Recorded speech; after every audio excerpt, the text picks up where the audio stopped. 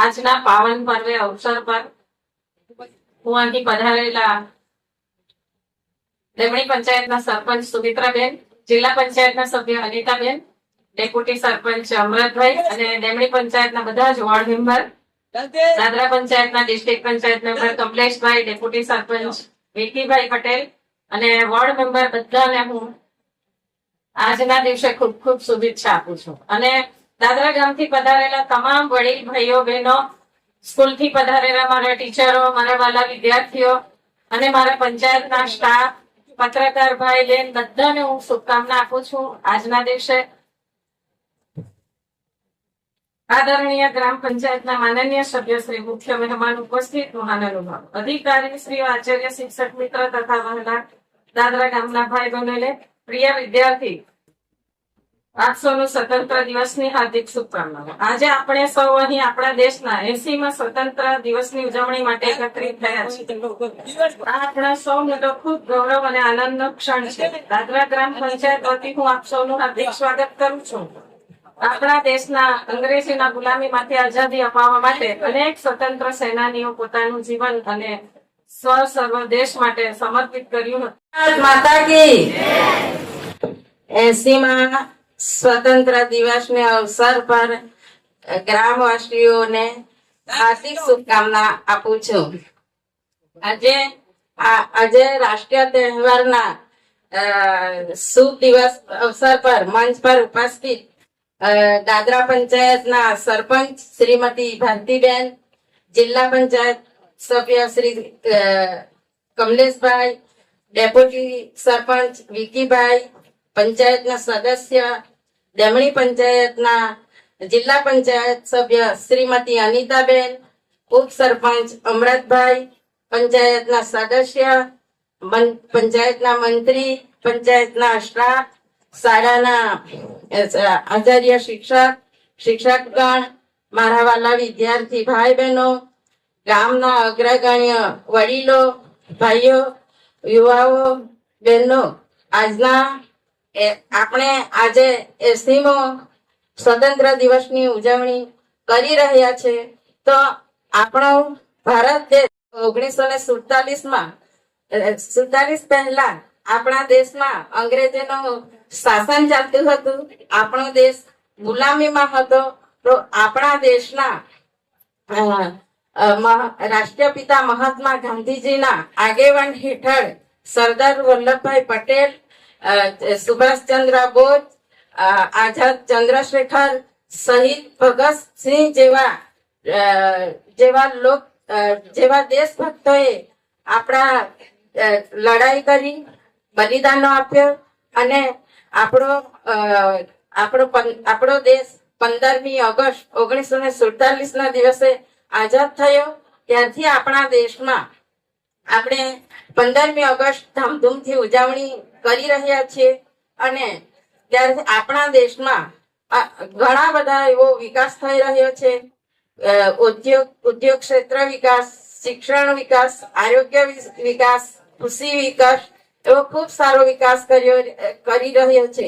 આપણે આજે આપણા જે સ્વતંત્ર સેનાએ એવા વીરોને કોટી કોટી નમન કરીશું. અને આપણા દેશના નરેન્દ્રભાઈ મોદીજીનું એક સપનું છે 2047 વિકસિત ભારત દેશ બનાવવાનો.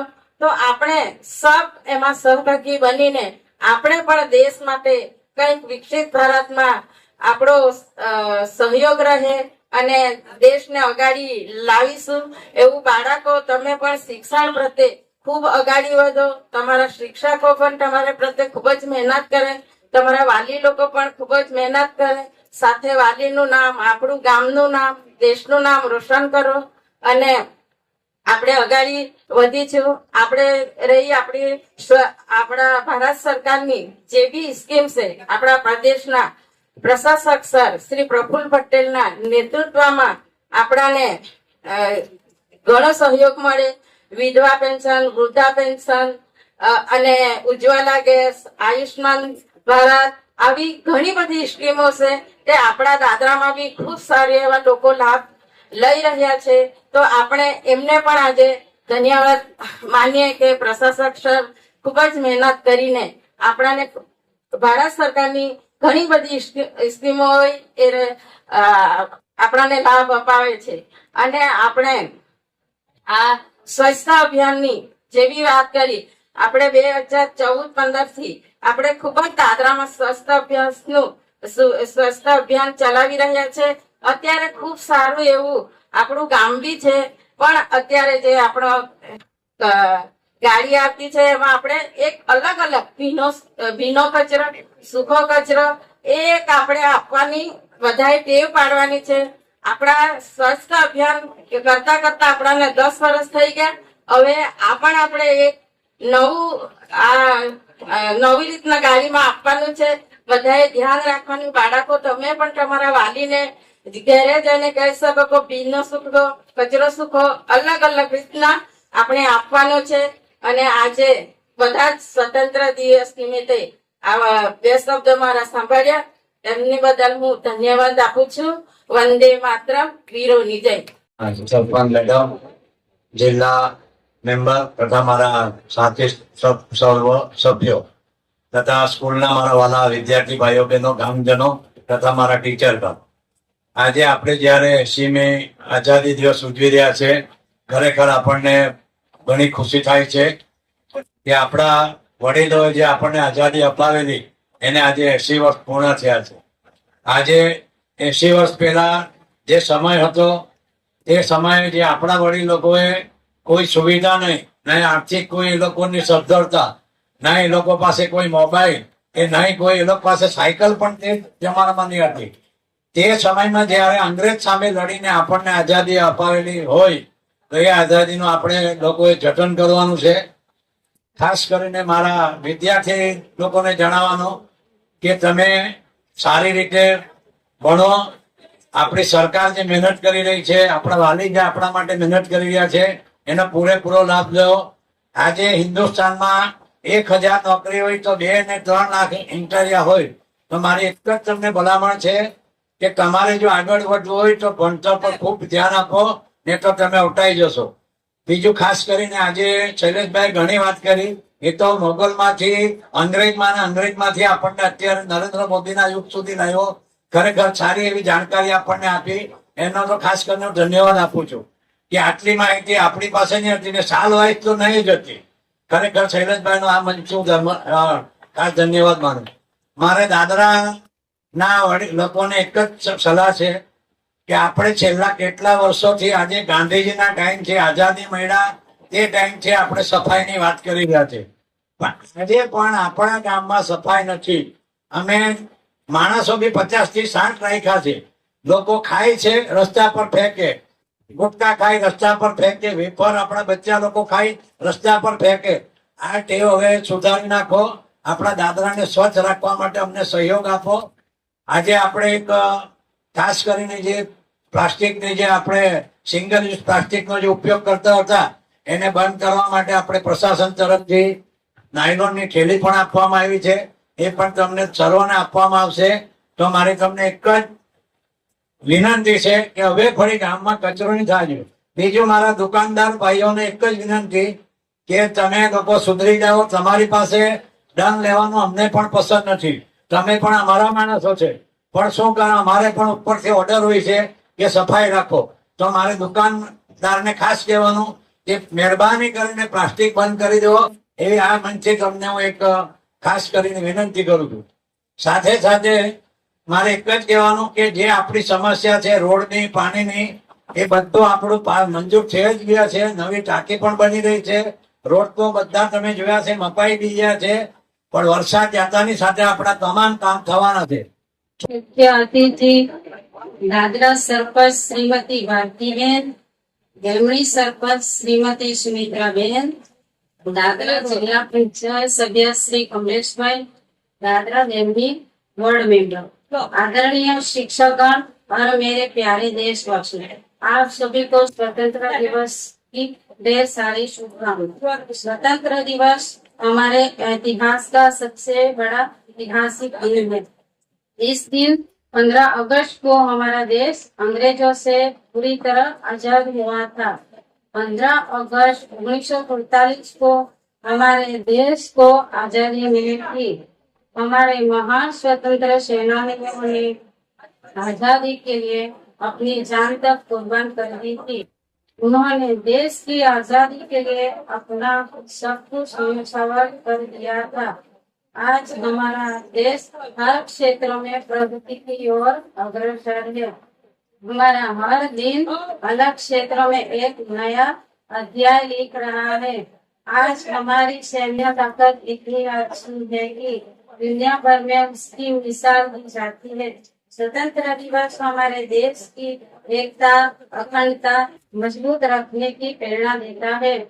जय हिंद, जय भारत, भारत माता की जय। શ્રીમતી ભારતીબેન, સાથે સાથે તેમની પંચાયતના સરપંચ શ્રીમતી સુમિત્રાબેન અને મારા બંને પંચાયતના જિલ્લા પંચાયતના સભ્યશ્રીઓ, સાથે સાથે મારા બંને પંચાયતના ડેપ્યુટી સરપંચ અને મારા એવા સાથી મિત્ર દાદરા પંચાયતના તેમની પંચાયતના સભ્યશ્રી, અહીં મોટી સંખ્યામાં આવેલા અમારા ગામથી પધારેલા અમારા વડીલો, મારા ભાઈ બહેનો, શાળાથી પધારેલા અમારા ટીચર્સ, પ્રિન્સિપલ્સ, વાલા બાળકો, આપ સર્વેને મારા તરફથી અને મારા પરિવાર તરફથી 15મી ઓગસ્ટ નિમિત્તે ખૂબ ખૂબ શુભકામનાઓ આપું છું.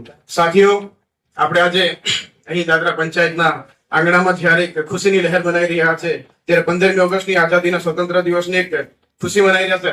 ખરેખર એક કલ્પના કરો, એક વિચારો કે આપણા ભારત દેશના સ્વતંત્ર સેનાનીઓએ કેટલી સંઘર્ષ કરીને આપણને આઝાદી અપાવી. સાથી પર કલ્પના કરો એવા વીરોને, જે વીરોએ ભારત દેશની આઝાદી માટે, આપણા સ્વતંત્રની આઝાદી માટે જે વીરોએ આપણને, જે વીરોએ યોગદાન આપ્યો, જે બલિદાન આપ્યું,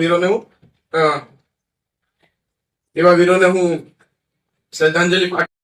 ભારત દેશના ઘણી ઘણી જગ્યા પર એવા એક હક ભારત દેશ પર કબજો કરી લેવામાં આવ્યો હતો અને મુગલ સામ્રાજ્ય દ્વારા એને 100 વર્ષની વચ્ચે ત્યારે બધી જગ્યા પર કબજો કરીને ઈસ્ટ ઇન્ડિયા કંપનીનો ધરોહર નક્કી કરવામાં. સાથીઓ, આપણા પર એટલી વેદના કરી હતી કે જયારે મુગલ સામ્રાજ્યની વાત હતું, જયારે 1526 ની વાત હોય, જયારે ઇબ્રાહિમ લોધીને જયારે બાબરે હરાવીને દિલ્હીના કબજો કરી, દિલ્હી જ નહીં કબજો કરી હતી, ભારત દેશના લોકો પર કબજો કર્યો હતો, ભારત દેશના લોકોને ગુલામ બનાવ્યા હતા.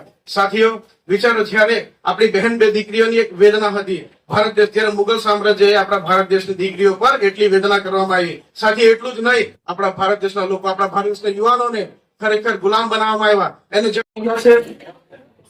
મેરા ગામ મેરા ધરોહર, જેને ટૂંકમાં MGMD કહેવામાં આવે છે. મેરા ગામ મેરા ધરોહર એક સરકારશ્રીએ વેબસાઇટ ડેવલપ કરી છે, mgmd.gov.in. એ વેબસાઇટ પર 4-5 મહિના અગાઉ પંચાયતે આપણા ગામમાં જે આપણા ગામના જે સંસ્કૃતિ છે, પૌરાણિક મંદિરો છે, આપણા લોકનૃત્યો છે, એ બાબતે માહિતી અપલોડ કરવામાં આવેલી છે. જો આપ આ વેબસાઇટ વિઝિટ કરો તો એ તમે માહિતી જોઈ શકશો. તો એ માહિતી અપડેટ કરવાની છે, તો આપ આપના સજેશન્સ પંચાયત પર આપી શકો છો. આ રહ્યું આપણે MGMD વિશે. બીજો મુદ્દો છે નશામુક્ત ભારત. આ આપણે 2-3 વર્ષથી આ મુદ્દો ચાલતો જ છે. આપણે પંચાયતને તંબાકુ મુક્ત અને નશામુક્ત કરવાનું છે. તો તે બાબતે આપણે પછી આ સભાપતિ પછી શપથ લઈશું. ચોથો મુદ્દો છે ITI બાબતે.